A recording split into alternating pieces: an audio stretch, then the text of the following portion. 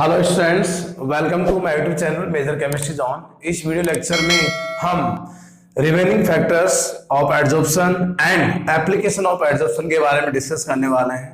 तो सभी students video को वॉच करें और इंटरेस्ट लें। थर्ड फैक्टर है, फैक्टर नंबर थर्ड, वो है नेचर ऑफ एडजॉर्बेंट। एडजॉर्बेंट का नेचर कैसा होना चाहिए जिससे कि एडजॉर्प्शन बढ़े। तो देखिए जरा, मान लीजिए ये आपका क्या है, एडजॉर्बेंट है, ठीक है। अब एडजॉर्बेंट लाइक दिस क्या मोस्टली क्या होता है, सॉलिड होता है, ठीक है। मैं क्या करता हूं, ध्यान दीजिए, इसी तरह दूसरा एडजॉर्बेंट है यहां पे और ये भी क्या है, सॉलिड है। तो हमें क्या करना है, दिस इज एडजॉर्बेंट और वो भी क्या है, एडजॉर्बेंट है। डन यहाँ तक।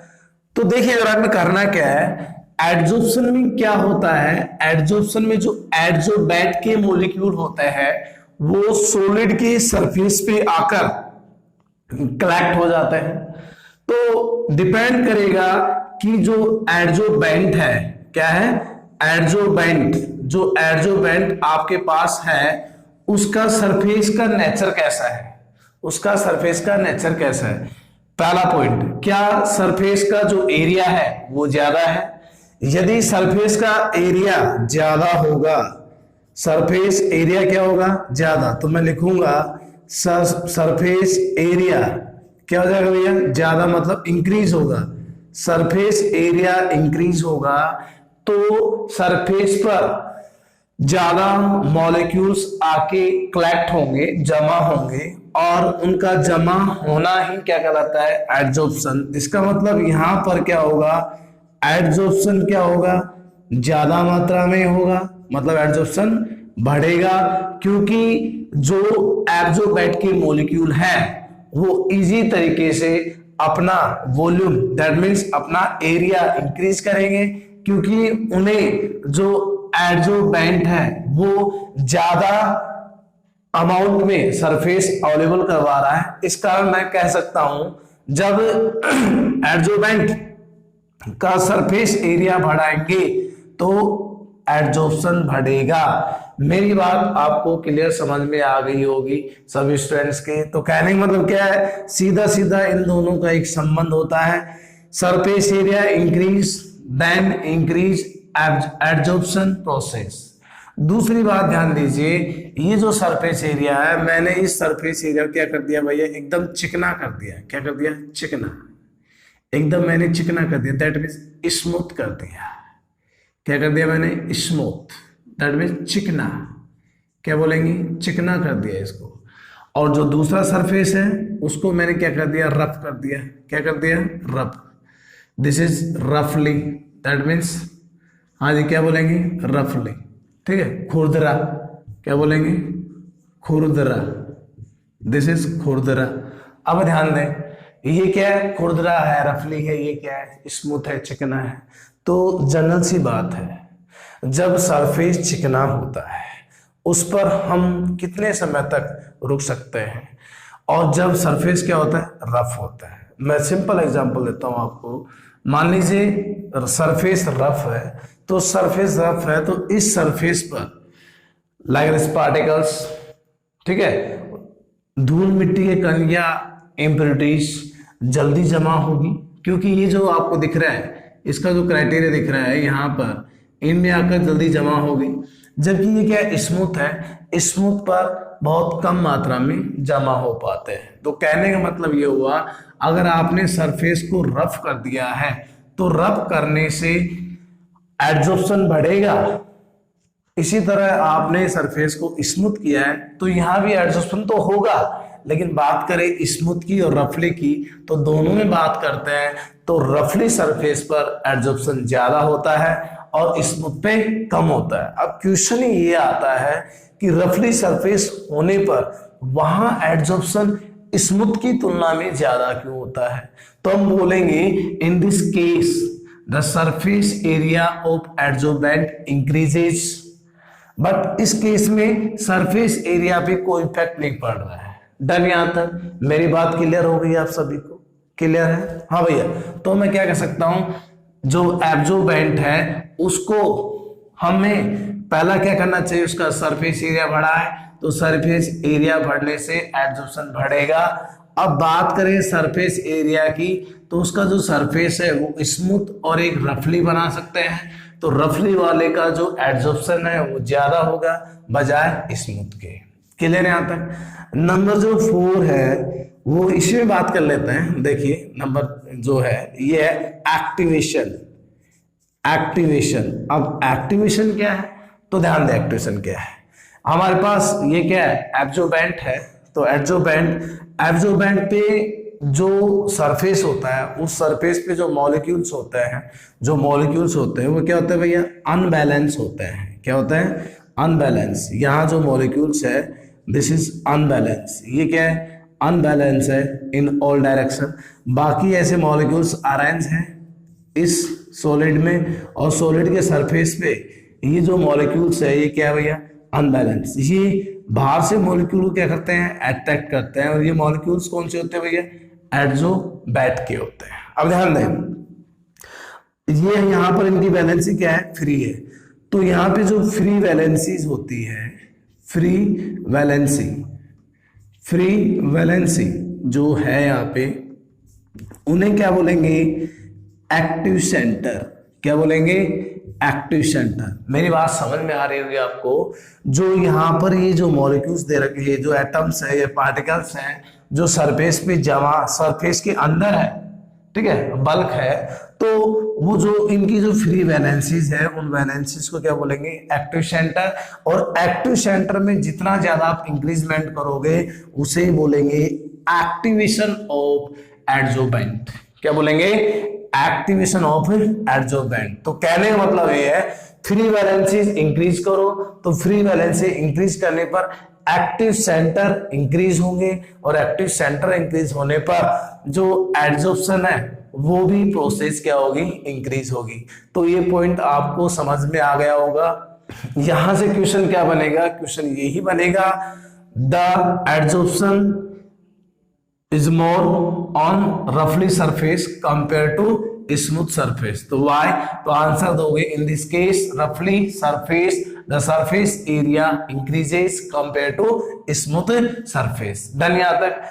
तो हम बोलेंगे what is activation of adsorbent, तो बोलेंगे in this process free valencies increases, that means active center increase is known as activation of adsorbent। तो मैं उम्मीद करता हूं कि ये फैक्ट आपको समझ में आ गया होगा। अब हम नेक्स्ट फैक्टर की मूव करेंगे। हाँ जी, नेक्स्ट जो फैक्टर है वो क्या है, नेचर ऑफ एड्जोबैट। और एड्जोबैट यहाँ पे जनरली किस में ले जा रही है, गैस में। तो ध्यान दें, पहला point, gases molecules are collect on the surface of adsorbate, ये डन है ड्यूरिंग एड्जॉर्प्शन फिनोमेना। तो यहां पर क्या कह रहा हूं मैं, गैसेज के मॉलिक्यूल एड्जॉर्बेंट की सरफेस पे आएंगे, लेकिन गैसेज जो होती है उनमें जो कई प्रकार की गैसें होती हैं, वो कोई पोलर होती है, कोई नॉन पोलर होती है। तो मेरा कहने का मतलब ये है, मान लीजिए आपके पास ये सरफेस है किसका, एड्जॉर्बेंट का, this is surface of adsorbent, this is adsorbent. अब एड्जॉर्बेंट पर क्या आ रही हुई है, गैसेज मॉलिक्यूल। अब गैसेज मॉलिक्यूल आ रहे हैं इधर, गैसेज मॉलिक्यूल यहाँ पे क्या रही है, आके कलेक्ट हो रहे हैं। डन? तो ध्यान दीजिए, क्वेश्चन ये है कि यहाँ जो गैस है, यहाँ पे गैसेज जो है, गैस आ रही है, कौन सी गैसेज पहले आकर जमा होगी, तो वो गैसे पहले आकर जमा होगी जो क्या होगी भैया, इजीली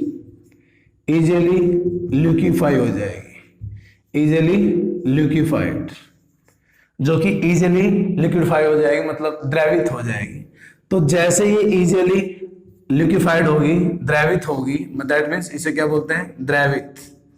हाँ जी, तो उसका एड्जॉर्प्शन ज्यादा होगा, और जो टाइटली लिक्विफाइड होगी उसका एड्जॉर्प्शन कम होगा। अब क्वेश्चन ये है कि कौन सी गैसेज जल्दी से जल्दी लिक्विफिकेशन हो जाती है, तो उसे हम लेंगे यहाँ पर। तो यहाँ पर हम एक बात बता रहे हैं आपको, वो क्या है, क्रिटिकल टेम्परेचर।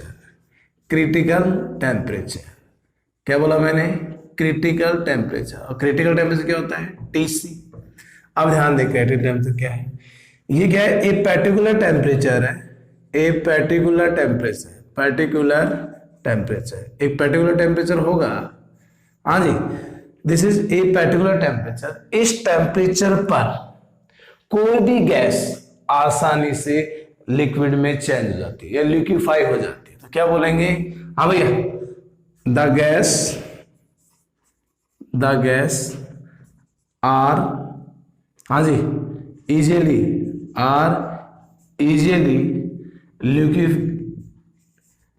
लिक्विफाइड, ठीक है, the gas are easily liquefied, ठीक है, at a particular temperature. A particular temperature is called या is known as TC, critical temperature. Done यहां तक सभी का। अब ध्यान दें, यदि आपके गैस के लिए, ध्यान दें, यदि गैस के लिए टेम्परेचर क्रिटिकल टेम्परेचर से ज्यादा होता है तो वो गैस इजीली लिक्विफाइड नहीं होगी। तो कहने का मतलब ये हुआ, जैसे जैसे क्रिटिकल टेम्परेचर इंक्रीज होगा वैसे वैसे गैसेज आसानी से द्रवित हो जाएंगी। तो क्या बोलूंगा भैया, हाँ भैया, लिक्विफिकेशन, हाँ भैया, लिक्विफिकेशन ऑफ गैसेज लिख देता हूं, हाँ भैया, of gases is direct proportional to, हाँ जी, क्रिटिकल टेम्परेचर। डन यहां तक। ध्यान दें, जो पर्टिकुलर टेम्परेचर है उसे क्या बोलेंगे, क्रिटिकल टेम्परेचर, जिस पर कोई भी गैस आसानी से क्या हो रही है, लिक्विड में चेंज हो रही है। ध्यान दें, यदि इस पर्टिकुलर टेम्परेचर से ज्यादा टेम्परेचर हो जाएगा तो वो गैस आसानी से द्रवित नहीं होगी। क्लियर है यहां तक सभी का। अब ध्यान दें इधर, तो मैं आपको समझा रहा हूं कि कौन कौन सी गैसेज हैं जो आसानी से द्रवित हो जाती है।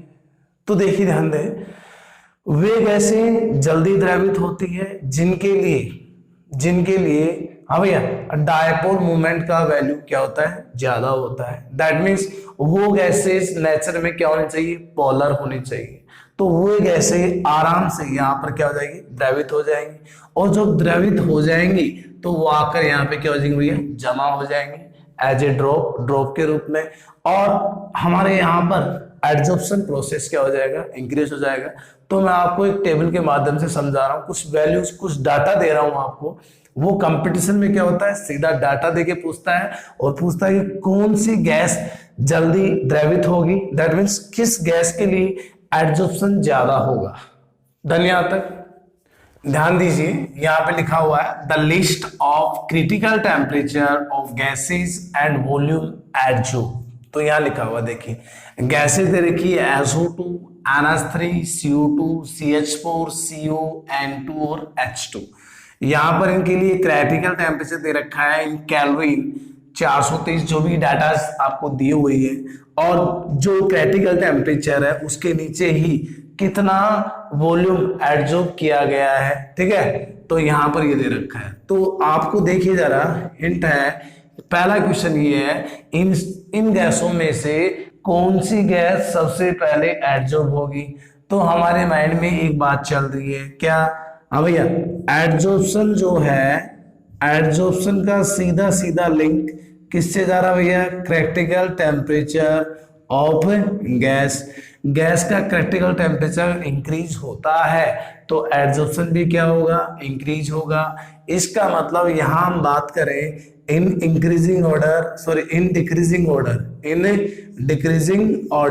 डिक्रीजिंग ऑर्डर में बात करें तो सबसे ज्यादा एडजॉर्ब होने वाली गैस क्या है, SO2। कैसे, SO2 के लिए जो डाटा दे रखे हैं वो सबसे ज्यादा है।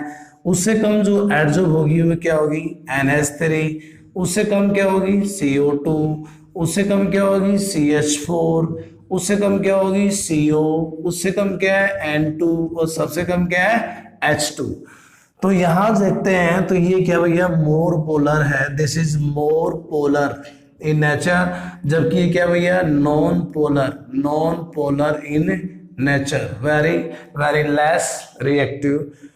तो यहां पर सबसे ज्यादा SO2 का एडजॉर्प्शन होगा because SO2 gas has higher critical temperature, और हायर क्रिटिकल टेम्परेचर होने के कारण इसका जो वॉल्यूम अमाउंट होगा वो भी क्या होगा सबसे ज्यादा होगा। तो आपको क्या करना है, ये डाटा याद नहीं करने हैं, आपको क्वेश्चन दिया होगा in competition exam, objective question में आपको डाटा देगा बाकायदा अच्छे से, तो आप डाटा देखकर उसके हेल्प की सहायता से, हाँ जी, आप डाटा देखकर हेल्प ले सकते हैं और बता सकते हैं कि कौन सी गैस का पहले एडजॉर्प्शन होगा। तो मेरा कहने का मतलब ये है, जिन गैसों के लिए क्रिटिकल टेम्परेचर बढ़ेगा वो गैसें आसानी से लिक्विफाइड होंगी और आसानी से एडजॉर्ब हो जाएंगी। तो इस प्रकार हमने दोनों फैक्टर क्लियर किए हैं। एक बात ध्यान रखें, एडजॉर्बेंट का जो सरफेस है मैंने बताया आपको, तो यहाँ एक बात और ध्यान दें, क्या है, यदि हम सॉलिड को पाउडर में लेके आए, सॉलिड को किस में लेके आए, पाउडर में लेके आए, तो पाउडर करने पर उसका सरफेस एरिया इंक्रीज हो जाता है। जैसे सिंपल एग्जांपल, चौक है, चौक का जो एरिया है वो देखिए, एक चौक का पाउडर बना दीजिए और पाउडर को बिछा दीजिए, और सर्दी के मौसम में देखना जो वाटर वेपर है वो एक तो पाउडर पे जमा होगी, एक चौक सॉलिड पे होगी। तो इसका मतलब कहां पर ज्यादा वॉल्यूम कवर हो रहा है, तो पाउडर पे हो रहा है। तो इसका मतलब ये बात समझना, मैं आपको एग्जांपल बता रहा हूँ। देखिए मैं एग्जांपल है, मैं बात करता हूँ किसकी, पीडी की, किसकी, पीडी की, और इधर क्या भैया, ये भी क्या है, पीडी है। तो ध्यान दें, अगर पीडी मैं कोलाइडल लेता हूँ, क्या लेता हूँ, कोलाइडल, मैंने कोलाइडल ले लिया, तो कोलाइडल पाउडर फॉर्म में चला जाएगा, तो कोलाइडल पीडी का एडजॉर्प्शन ज्यादा होता है बजाय पीडी के। फिर उसके बाद में किसका होता है, पीटी का होता है, और उसके बाद में किसका होता है, एनआई का। ये भी आप ध्यान रख लेना, ये भी फैक्टर नंबर फर्स्ट में आता है इस वीडियो के। तो यहाँ हमने सभी फैक्टर क्लियर कर लिए हैं। अब हम बात करेंगे application of adsorption. Application of adsorption, सबसे पहले मैं बात करूं नंबर फर्स्ट, और फर्स्ट क्या हो जाएगा, control of humidity, that means इसे बोलते हैं नमी। क्या बोलेंगे, नमी का कंट्रोल। तो ध्यान दें, एटमॉस्फेयर में जब ज्यादा नमी हो जाती है तो उसको ड्राई करने के लिए हम जिस प्रोसेस का यूज करते हैं वो प्रोसेस क्या होती है, एडजॉर्प्शन। तो ध्यान दीजिए, एडजॉर्प्शन में आपको पता है यहाँ प्रोसेस क्या है, एडजॉर्प्शन होगी, डन, ये एडजॉर्प्शन पे ही काम करेगा। और एडजॉर्प्शन में 2 कंपोनेंट होते हैं। कितने कंपोनेंट होते हैं, 2।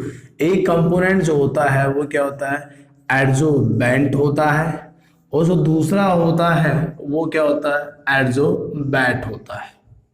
डन। एग्जाम में सीधा सीधा पूछ लेता है कि जब आप नमी पर कंट्रोल करना चाहते हैं तो वो जो प्रोसेस होगी वो क्या होगी, एडजॉर्प्शन होगी। यहाँ क्लियर है, यहाँ कोई झंझट नहीं है। लेकिन क्वेश्चन ये है उसका एडजॉर्बेंट क्या होगा और उसका एडजॉर्बेट क्या होगा। तो ध्यान दें, जो एडजॉर्बेंट होगा वो होगा सिलिका जेल। क्या होगा, सिलिका जेल। आप मार्केट में जाते हैं, कोई भी मार्केटिंग करते हैं, जैसे मान लीजिए शूज या साड़ी कुछ भी खरीदते हैं या कोई भी मोबाइल इलेक्ट्रॉनिक सामान खरीदते हैं, तो उसमें एक पाउच आता है और वो पाउच उसमें रखा रहता है। वो इसलिए रखा रहता है कोई भी एपरेट्स नमी के कारण खराब ना हो। वो सिलिका जेल है, वो वहां पर क्या कर लेता भैया, नमी को क्या कर लेता है, अधिशोषित कर लेता है। दूसरा जो इसमें होगा वो होगा एल्यूमिना जेल। क्या होगा, एल्यूमिना जेल। ये एल्यूमिना जेल है, दैट मीन्स Al2O3। तो ध्यान दे सभी। और यहाँ जो एडजोबैट होगा वो सबसे सिंपल एग्जांपल है water vapour. Water vapour, water vapour होगा क्या, अब ये जलवाष्प, that means water vapour. Water vapour को ये कर लेता है अपने सरफेस पे एडजॉर्ब कर लेता है, और इस कारण उस एनवायरनमेंट में जो ह्यूमिडिटी प्रेजेंट है वो क्या हो जाती है, ड्राईनेस हो जाती है। ठीक है, तो ये पहला एप्लीकेशन था। अब बात करूं मैं सेकंड एप्लीकेशन की, तो सेकंड एप्लीकेशन में क्या है, इन गैस मास्क। इन गैस मास्क, हाँ भैया गैस मास्क में बात कर रहे हैं, तो क्या हो जाएगा भैया, जो गैस मास्क होता है सिंपली ये कहाँ काम में आता है, ये भी किस पे काम करता है भैया, एडजॉर्प्शन थ्योरी पे काम करता है। किस पे काम करता है, एडजॉर्प्शन थ्योरी पे ही क्या करेगा, काम करेगा। तो गैस मास्क में जो मास्क है वो क्या एडजॉर्प्शन थ्योरी पे काम करेगा, और एडजॉर्प्शन में वही दो ही कंपोनेंट होते हैं। एक क्या होता है भैया, हाँ भैया बोले जा रहा, एक होता है एडजोबैंट होता है, और दूसरा क्या होता है भैया, हाँ जी दूसरा बोलिए एडजोबैट होता है। तो यहाँ हो जाएगा एडजोबैट, दिस इज एडजोबैट। वो क्वेश्चन आता है बोर्ड में, ये पूछा जाएगा कि इसमें एडजोबैंट क्या काम में लिया जाता है, तो आप सीधा सीधा बोलोगे यहाँ जो एडजोबैंट काम में लिया जाएगा वो लिया जाएगा एक्टिव चारकोल। क्या काम में लेंगे, एक्टिव चारकोल। यहाँ पर एक्टिव चारकोल लेंगे, दिस इज एक्टिव चारकोल। यहाँ पे क्या काम में लेंगे, एक्टिव चारकोल। जबकि यहाँ पर क्या होंगी, गैसेज होंगी, और वो कौन सी होंगी, poisonous, poisonous gases like this CO है, या फिर SO2 है, या फिर NO2 है, ये सारी पॉइजनस गैस है, फॉस्जीन है। इन गैसों को जो गैस मास्क है वो क्या कर लेता है, एडजॉर्ब कर लेता है, और इससे जो भी लिविंग सेल है उसको कोई इफेक्ट नहीं होता है। हाँ जी, दो एप्लीकेशन हो गए। अब नंबर 3 जो है वो क्या है, रिमूवल। रिमूवल, हाँ जी, कलरिंग मैटर, मैटर, हाँ जी, फ्रॉम सॉल्यूशन, फ्रॉम सॉल्यूशन। ये क्वेश्चन भी इंपॉर्टेंट है। कोई भी कलरिंग मैटर होता है, ठीक है, उसको सॉल्यूशन से हटाना होता है। तो यहाँ जो एडजोबैंट काम में आ रहा है वो क्या काम में आ रहा है, और जो यहाँ पर एडजोबैट होगा वो क्या होगा, डन, दोनों से एडजॉर्प्शन बनेगा। तो यहाँ जो होगा वो क्या होगा, एनिमल चारकोल, बहुत इंपॉर्टेंट है, एनिमल चारकोल। एनिमल चारकोल ध्यान दें, कई स्टूडेंट सोच रहे होंगे सर कहाँ यूज होता है, जैसे भाई ये शुगर सॉल्यूशन है, शुगर जैसे आपके घर में शुगर होगी, चीनी होगी, वहां चीनी को फिल्टर करने में एनिमल चारकोल, मतलब जंतुओं के जो बोन है, मतलब उनकी जो हड्डियां हैं, उन हड्डियों का चूर्ण बना के तैयार किया जाता है एनिमल चारकोल। ये इसे बोल देंगे बोन चारकोल, बोन चारकोल।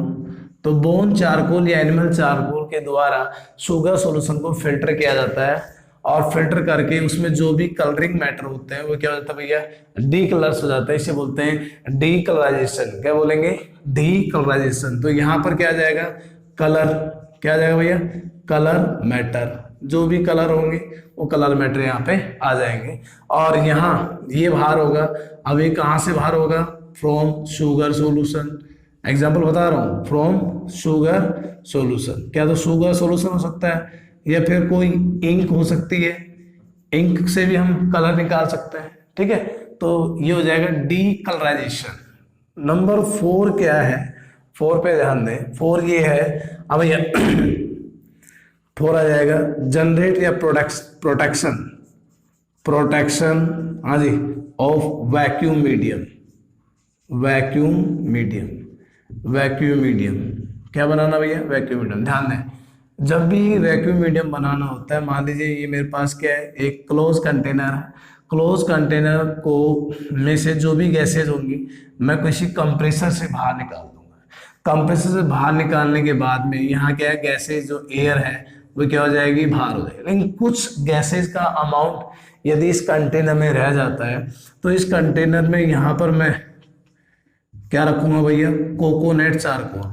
क्या रखूंगा, कोकोनट चारकोल। अब जो कोकोनट चारकोल है वो कोकोनट चारकोल क्या करेगा, जो गैसेज है उनको क्या कर लेगा, एब्जॉर्ब कर लेगा। तो हमारे पास क्या हो जाएगा भैया, जो एडजोवेंट है वो तो हो जाएगा coconut charcoal, coconut charcoal, coconut charcoal. और यहाँ पर जो होगा वो क्या होगा भैया, हाँ भैया, यहाँ एडजोवेंट जो होगा वो यहाँ पे क्या होंगे, गैसेज होंगे। अब वो गैसेज कुछ भी हो सकती है। डन। जब यहाँ पर कोई एयर नहीं रहेगी तो ये जो मीडियम होगा वो क्या होगा, वैक्यूम मीडियम। क्या हो जाएगा, वैक्यूम मीडियम। मेरी बात समझ में आ रही है आपको, वैक्यूम मीडियम। या फिर इससे बेस्ट, कोकोनट से बेस्ट जो होगा वो मान लीजिए क्या हो जाएगा, एक्टिव चारकोल। क्या हो जाएगा, एक्टिव चारकोल भी यहाँ यूज कर सकते हैं। तो क्लियर यहाँ तक। अब हम एप्लीकेशन नंबर 5 की तरफ जाते हैं। हाँ जी, एप्लीकेशन नंबर 5 जो क्या है वो क्या है, separation, separation of noble gases, noble gases, noble gases का सेपरेशन। अब देखिए भाई नोबल गैसेस सेपरेशन कैसे करेंगे, तो ये बेस होता है, ये किस पे बेस होता है भैया, बेस्ड ऑन, हाँ भैया, based on polarity, polarity of gases. सबको पता है नोबल गैसेस क्या होती है भैया, नॉन पोलर होती है। तो हम क्या करेंगे, यहाँ पे देखिए हमारे पास क्या है, हीलियम है, इधर क्या है, नियोन है, इधर आर्गन है, इधर क्रिप्टॉन है, और इधर क्या है, जीनोन।